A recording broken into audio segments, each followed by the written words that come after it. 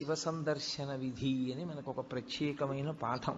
శైవాగమమునందు శివ సందర్శన విధి అంటారు. అది శివ లింగ అని రెండు స్వరూపములు. శివ అంటే మంగళం, భద్రం, శోభనం, కళ్యాణం, క్షేమం అంతా మీకు మంగళప్రదమైనటువంటివి కటాక్షించగలిగినటువంటి శక్తి స్వరూపమునకు శివ అని పేరు.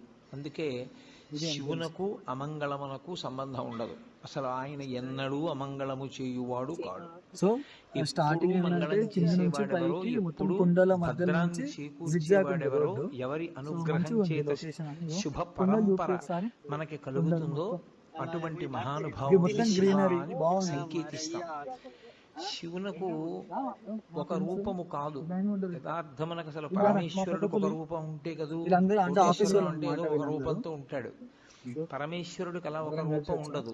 ఆయన చేసినటువంటి వలన భక్తులను అనుగ్రహించాలనేటటువంటి ఆయన యొక్క కారుణ్య తీవ్రత వలన ఆయన అనేక రూపములను ధరిస్తాడు. అంతేగాని లీలా రూపములు అని పిలుస్తారు. అవి 63 లీలా రూపములు పరమశివుడికి. 63 లీలా రూపములలో అత్యంత శ్లాఘనీయమైనగా ప్రస్తుతి చేయబడేటటువంటి స్వరూపం మనకి ఎప్పుడు మనం దర్శనం చేసేటటువంటి స్వరూపం. ఒక చేతిలో త్రిశూలం పట్టుకుని, ఒక చేతిలో ఢమరుకాన్ని పట్టుకుని ఉంటాడు.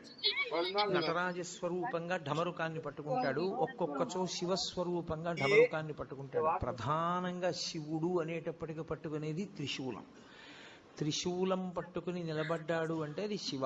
త్రిశూలము అంటే లోకంలో ఉన్న నానుడు ఏమిటంటే అది పెట్టి పొడిచి చంపేస్తుంటాడు ఆయన. అందుకొరకు కాదు ఆయనకు ఆయుధం.